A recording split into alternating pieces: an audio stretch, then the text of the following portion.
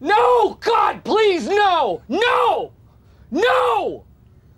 No!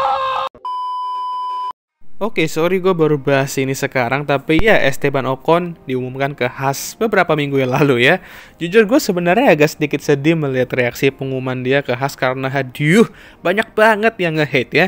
Walaupun gue ngerti kenapa begitu case-nya, menurut gue tetap aja agak kelebihan lah hate-nya ya. Dan terlalu ngelihat negatifnya. Padahal banyak juga positifnya dari driver transfer ini. Dan hari ini gue bakal bahas hal itu.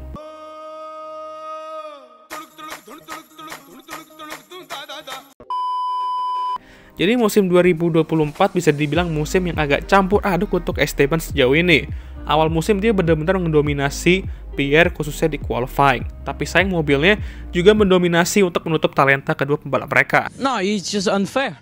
Udah gitu datanglah Monaco Grand Prix di mana kedua pembalap tubrukan dan membuat hubungan keduanya memanas, dan gak hanya itu juga, hubungan Esteban dengan Alpine juga memburuk, khususnya dengan Bruno Famen.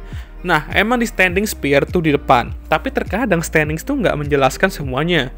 Secara head to head, Esteban terlihat jelas lebih kenceng dari Pierre musim ini, dan jarak poinnya cuma satu aja di antara keduanya. Yaitulah akibat mengendarai mobil yang dalah tampilannya jelek, performa juga sejelek tampilannya. Emang sih banyak orang yang bilang jangan ngejudge buku dari covernya, tapi hal ini nggak berlaku untuk Alpine.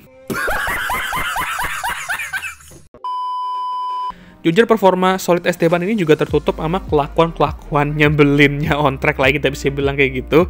Dimana dia terlalu maksa ketika berduel sama rekan timnya dan berujung crash lah, tabrakan, dan lain-lain ya. Dan jujur, ini juga bukan hal yang baru sebenarnya. Ini udah kesekian kalinya dan Pierre tuh hanyalah korban selanjutnya untuk korban baru. Atau lama ya kalau kita bahas masa lalu mereka ya. Dan inilah kenapa dia dibenci habis-habisan oleh fans. Gue udah pernah bahas dulu ya, ada alasan kenapa Esteban Ocon emang sekeras itu kalau berduel on track, apalagi dengan rekan timnya. Gue jelasin sesimpel mungkin aja, yaitu karena dia dari zaman kecil udah struggling secara finansial untuk mendukung karir balapannya.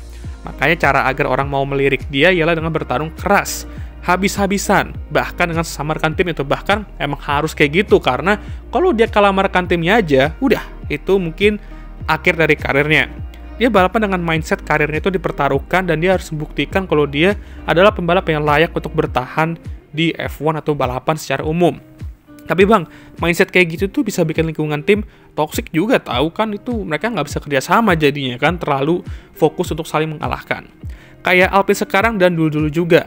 Yes, ini juga lah negatifnya. Salah satu cara agar hal ini nggak terjadi ya berharap kedua pembalap mampu bertarung secara keras tanpa adanya momen panas, seperti senggol-senggolan, crash atau apapun itu. Karena ya gue nggak ngerasa Esteban bakal mengubah mindset itu. Lalu kenapa Haas ambil dia meskipun seperti itu? Perlu diingat kalau dia adalah pemenang balapan di F1. Dan kalau gue harus bandingkan dia sama K-Mag, Esteban sudah jelas merupakan pembalap yang lebih kenceng. Bersamaan mereka berdua, ya kalau di event emang suka nggak ngotak sih. Tapi jujur gue suka tuh yang kayak gitu, karena melihat pembalap agresif tuh indah sebenarnya ya. Lalu fun fact juga, ini merupakan pertama kalinya Haas bakal memiliki pembalap yang pernah menang di F1. Ya akhirnya ya, jadi hal itu bisa menjadi hal ekstra untuk Haas kalau mereka mau terus maju dan gak terjun lagi ke belakang nantinya. Tapi bang, kesian banget gak sih Oli bakal punya rekan tim kayak Esteban? Anak sekecil itu berkelahi dengan Ocon. Anak kecil dari mana? Keduanya udah kayak Petronas Tower gitu. Lah, iya juga ya. Tapi ya gini loh, gua rasa Esteban bakal menjadi rekan tim yang bagus untuk Oli nantinya. Loh, kenapa bisa seperti itu bang? Gak hanya dia bakal memiliki rekan tim yang kenceng, tapi keras juga. Ingat, F1 itu keras, dan Oli kalau bisa langsung sadar itu di musim rookie-nya. Dan itu bagus kalau menurut gue bisa langsung kayak gitu. Itulah kenapa kita lihat pembalap-pembalap yang sukses di F1 sekarang atau dulu bisa sukses ya karena rekan timnya keras-keras semua. Dan mereka mampu mengalahkan rekan timnya yang keras-keras itu. Jadi dari segi itu, Esteban pastinya bakal membuat Oli terpush untuk langsung gacor di awal-awal. Kalau soal nanti dia bakal jadi korban rekan tim Esteban, ya hanya waktu yang akan menjawab. Gua harap Oji-san Ayao mampulah mengatasi itu nanti dan memastikan hal itu nggak terjadi. Kalau sama Oji-san Ayao, gua sih percaya dia bisa. Kalau Gunther Steiner, itu mah belum Bahrain aja Oli sama Esteban udah keluar dari Haas kali. Jangan so iya deh. Ya. Emang harus diakui ini bukan driver move yang favoritable banget ya.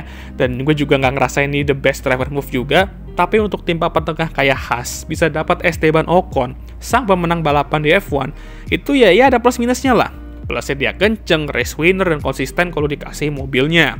Minusnya ya mindset dia yang nantinya bisa merugikan tim. Tapi kalau ngeliat opsi yang ada di market sekarang, ya Esteban tuh udah opsi paling bener untuk Haas. Nggak mungkin lah ya mereka ngambil Carlos, duitnya dari mana ya kan?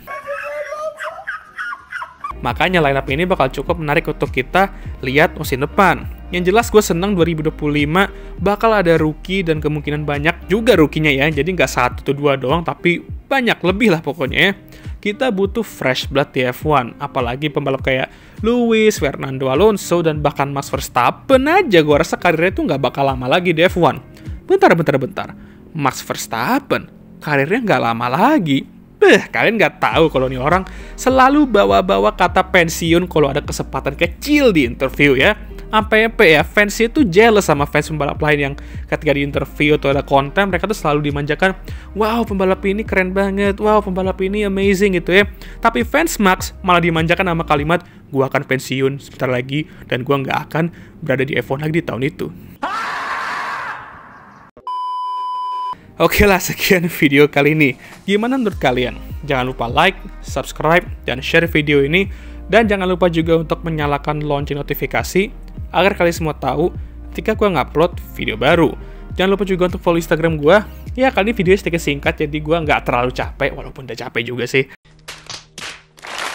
Ya, tapi nggak apa-apa lah ya guys ya. Dan seperti biasa, video ini akan ditutup oleh I'm Emma Watson. Thank you for watching.